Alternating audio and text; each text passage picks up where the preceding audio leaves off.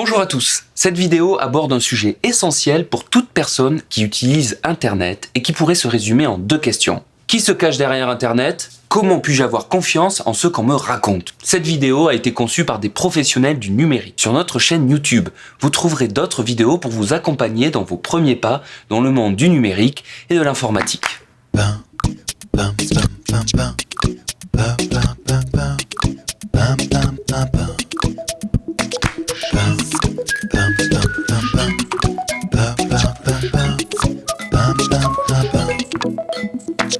Ce câble qui vous apporte 40 possibilités de choix à domicile est, je crois, la révolution de l'avenir. Alors pour répondre aux 2 questions que je posais en introduction, quand vous vous baladez sur Internet, il faut commencer par se faire une idée du site Internet que l'on consulte. Saviez-vous par exemple qu'il existe différents types de sites web ? Entre le blog beauté d'un amateur ou d'une amatrice et le site Internet de France Inter, vous voyez déjà qu'il y a une différence, n'est-ce pas ? Cette séquence vise donc à détailler d'un peu plus près tout ce qui différencie ces sites entre eux. C'est parti.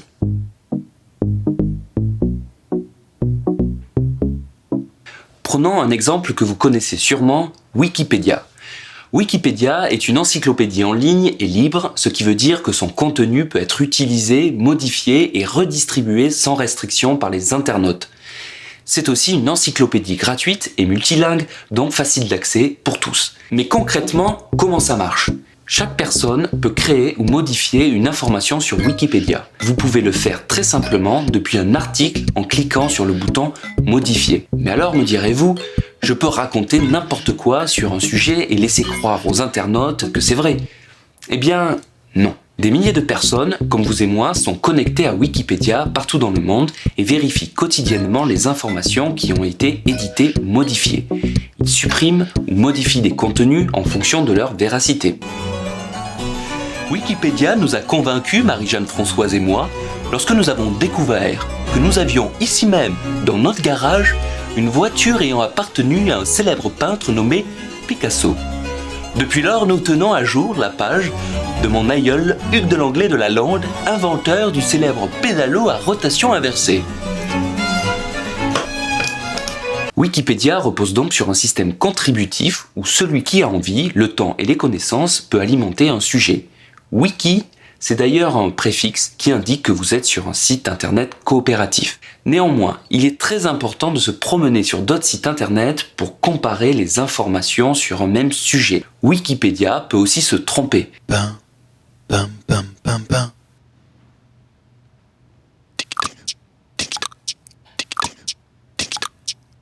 Sur internet, on trouve aussi beaucoup de blogs. Sur un blog, vous trouverez l'avis d'une vraie personne, comme si elle vous parlait dans son salon ou depuis son canapé. Elle pourra parfois vous faire vivre son quotidien, partager des informations personnelles ou encore donner son avis sur des produits et des services qu'elle aura testés pour vous. Salut mes chatons! Alors aujourd'hui, je vous retrouve pour une nouvelle vidéo.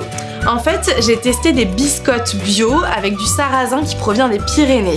Donc c'est un concept un peu particulier, mais franchement, je dois vous dire que j'ai trop adoré. C'était génial. Donc je vais vous raconter un petit peu mon expérience et comment ça s'est passé, tout ça. Dans le blogging, il y a un effet de confiance qu'on n'a pas forcément lorsque c'est la marque qui parle de ses propres produits. Mais il y a aussi un effet de subjectivité, puisque contrairement à un sujet traité par un journaliste qui se veut factuel et impartial, ici c'est l'opinion d'une personne qui vous est donnée et qui est forcément influencée par son expérience et sa personnalité.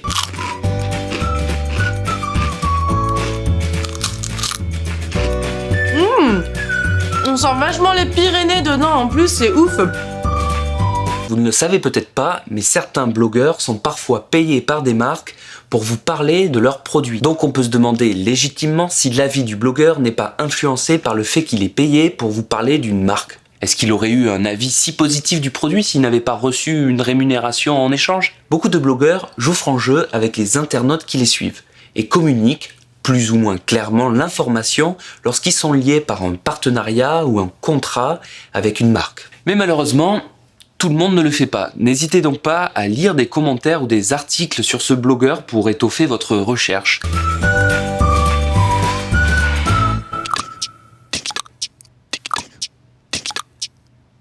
Pour les sites marchands ou e-commerce, le contrat est plus clair. Ici, c'est la marque qui parle à ses consommateurs et qui cherche à vendre ses produits ou ses services. Il y a des entreprises qui n'ont pas de magasin et qui vendent uniquement sur Internet, comme le site venteprivée.com par exemple. C'est ce qu'on appelle des pure players.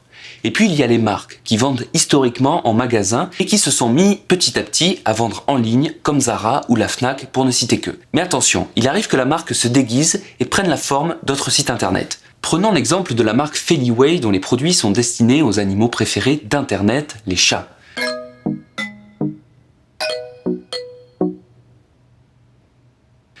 Cette marque a réalisé un très joli coup marketing en créant un blog spécialement pour les chats ou les passionnés de chats.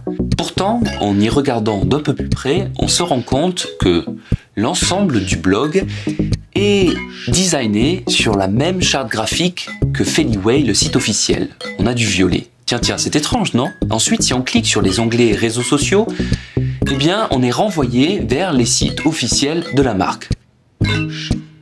Et puis si on regarde sous le logo, on trouve le nom de la marque.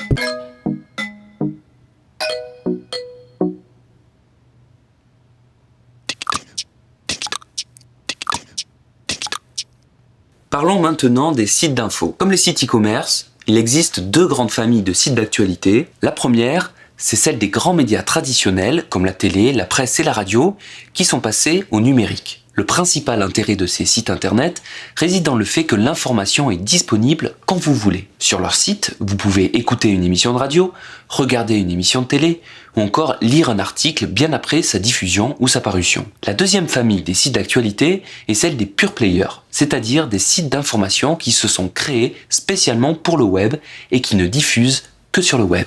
Ces sites sont censés respecter les mêmes règles déontologiques que les médias traditionnels, mais attention toutefois à ceux qui revendiquent un peu trop fort leur liberté, leur objectivité contre le mensonge. Ce sont souvent les premiers à tomber dans le conspirationnisme et les théories du complot. Si vous n'êtes pas sûr de l'info que vous lisez, on vous conseille d'utiliser Decodex, un nouvel outil créé par les journalistes du Monde. Rendez-vous sur le site du Monde, rubrique vérification, puis rentrez l'adresse du site dans la barre de recherche. Les journalistes du Monde vous diront si vous avez raison ou non de vous méfier. Si vous devez retenir une seule information de cette capsule, je voudrais que ce soit celle-ci. Soyez toujours vigilant et vérifiez les informations que vous trouvez. Il y a une méthode très simple pour cela. Vérifiez la date de l'article que vous lisez, peu importe le type de site internet sur lequel vous naviguez. Plus la date est lointaine, plus on peut se demander si l'information est toujours d'actualité.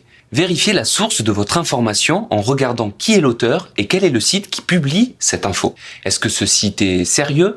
Est-ce que l'auteur est un journaliste? Est-ce que l'auteur est reconnu pour maîtriser le sujet qu'il traite? Toutes ces questions vont vous permettre d'évaluer si la source est fiable ou non. Comparez l'information sur d'autres sites internet. Prenez-en un ou deux au moins, pour vous faire votre propre avis et voir de quelles différentes manières le sujet est traité. Évitez les sites internet des chaînes d'information en boucle, qui donnent parfois des informations un peu trop vite, sans prendre le temps de toujours les vérifier, surtout en cas d'événements exceptionnels. Privilégiez les sites de médias plus froids, comme Le Monde, Le Figaro, La Croix, France Info, et j'en passe. Cette vidéo avait pour but de vous éclairer sur les différentes infos qu'on peut trouver sur Internet. On a vu qu'on pouvait facilement se laisser berner, mais ce n'est pas pour autant qu'il faut tomber dans la paranoïa. Il y a beaucoup de belles choses à découvrir en ligne, mais elles sont rarement neutres. C'est à vous d'exercer votre esprit critique. Et maintenant que celui-ci est acéré, allez donc découvrir comment fonctionnent les moteurs de recherche que vous utilisez tous les jours en cliquant ici. Ou si vous voulez partir à la découverte de musées passionnants, c'est par là. Enfin, si tous ces sujets vous passionnent et que vous vous posez la question d'en faire votre métier, la vidéo qu'il faut regarder, c'est celle-là.